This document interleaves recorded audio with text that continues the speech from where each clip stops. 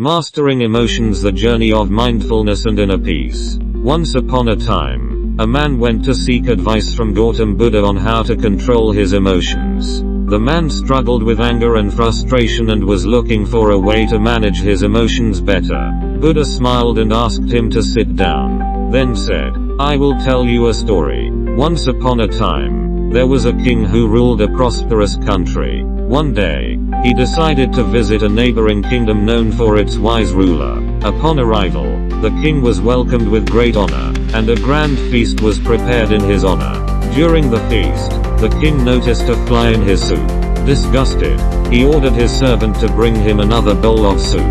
Observing this, the king of the neighboring kingdom said, "Your Majesty, please do not be angry. It is just a small fly. It does not matter."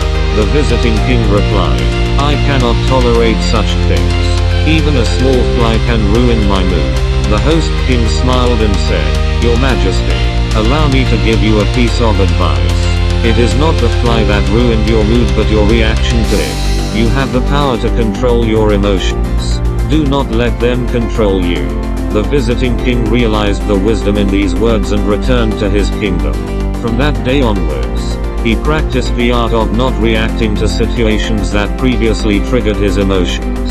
He found that he was able to maintain his composure in challenging situations and make better decisions. The power of not reacting is an important lesson for all of us. We often react to situations without thinking, which can lead to negative consequences. Reacting with anger and frustration can damage our relationships and hinder our ability to make clear-headed decisions. However, it is important to understand that not reacting does not mean suppressing our emotions. Emotions are a natural part of our human experience, and it is important to acknowledge them. Instead of reacting impulsively, we should take the time to process our emotions and respond thoughtfully. In another part of the world, there lived a young man named Michael. Michael was a very emotional person who often reacted impulsively to situations that upset him. He would get angry and say hurtful things, leading to arguments and hurt feelings. One day, Michael decided to take control of his emotions. He knew that his impulsive reactions were causing more harm than good, and he wanted to change. He started practicing mindfulness and meditation, which helped him become more aware of his thoughts and emotions. He also practiced the art of not reacting. Whenever he found himself in a situation that would normally trigger his emotions, he would take a step back, take a few deep breaths, and assess the situation calmly before responding thoughtfully. At first, it was difficult for Michael to control his emotions. He still got angry and frustrated but did not react impulsively. As he continued to practice, he found it became easier to control his emotions. Michael also noticed that his relationships with others improved. He was no longer getting into arguments and hurting people's feelings. Instead, he communicated calmly and thoughtfully, which helped him build stronger relationships. One day, Michael's friend came to him for advice. His friend was going through a difficult time and felt very upset. Michael listened to his friend's problems and offered words of comfort and support. His friend thanked him and said, "You always know just what to say. You never get angry or upset." Michael smiled and replied, "It's not that I never feel angry or upset. It's just that I've learned to control my emotions and not let them control me. It's a powerful tool that has helped me improve my relationships and overall well-being." Michael's friend was impressed and asked him how he learned to control his emotions. Michael shared his experience with mindfulness and the power of not reacting impulsively. He encouraged his friend to try it out for himself, and his friend was grateful for the advice. Over time, Michael became known for his calm and thoughtful demeanor. He handled difficult situations with ease, and people admired him for his strength and resilience. Michael continued to practice mindfulness and the art of not reacting, finding that it brought him a sense of inner peace and happiness. The power of not reacting is a valuable lesson that we can all learn from. It takes practice and patience, but the rewards are well worth it. By controlling our emotions, we can improve our relationships, make better decisions, and live a more fulfilling life. The story of the king and Michael teaches us that we have the power to control our emotions. We may not be able to control what happens to us, but we can control how we react to it. By practicing mindfulness and the art of not reacting, we can learn to manage our emotions and respond thoughtfully.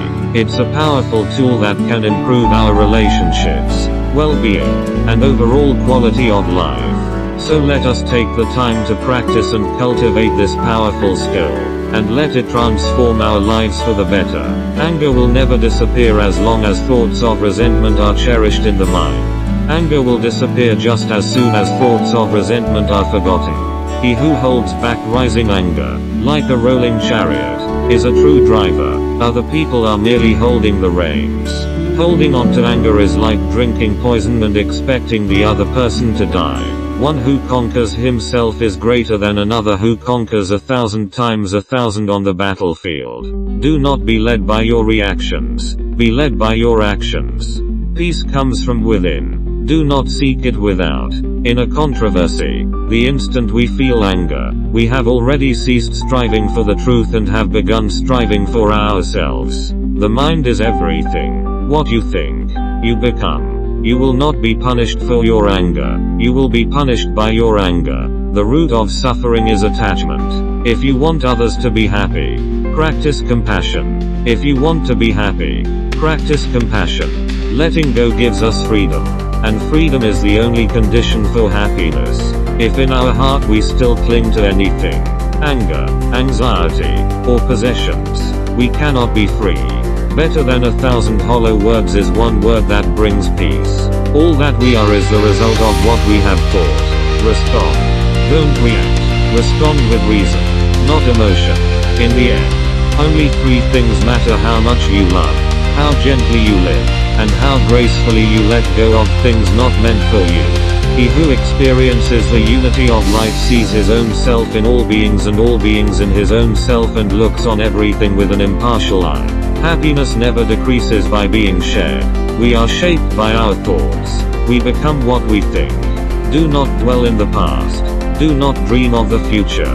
Concentrate the mind on the present moment.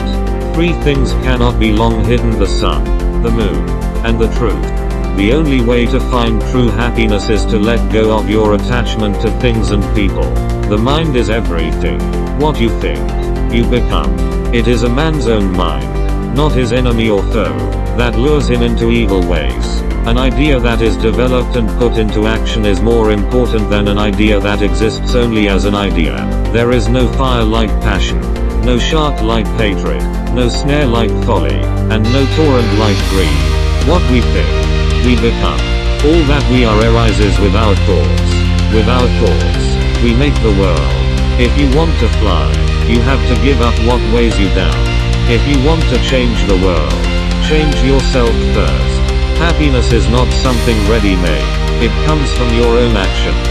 The trouble is, you think you have time. The mind is like water. When it's turbulent, it's difficult to see. When it's calm, everything becomes clear. The tongue, like a sharp knife, kills without drawing blood. Do not seek to follow in the footsteps of the wise. Seek what they sought. Purity or impurity depends on oneself. No one can purify another. Let us rise up and be thankful. For if we didn't learn a lot today, at least we learned a little. And if we didn't learn a little, at least we didn't get sick. And if we got sick, at least we didn't die. So let us all be thankful. The only real failure in life is not to be true to the best one knows. The past is already gone. The future is not yet here. There's only one moment for you to live. To be idle is a short road to death, and to be diligent is a way of life. Foolish people are idle. Wise people are diligent. Hatred does not cease by hatred but only by love. This is the eternal rule. Whatever a monk keeps pursuing with his thinking and pondering, that becomes the inclination of his awareness. Do not dwell in the past. Do not dream of the future. Concentrate the mind on the present moment. The mind is everything. What you think, you become. Do not look for a sanctuary in anyone except yourself. The only way to do great work is to love what you do. If you haven't found it yet, keep looking. Don't settle. As with all matters of the heart, you'll know when you find it. The greatest glory in living lies not in never falling, but in rising every time we fall. No one saves us but ourselves. No one can and no one may. We ourselves must walk the path.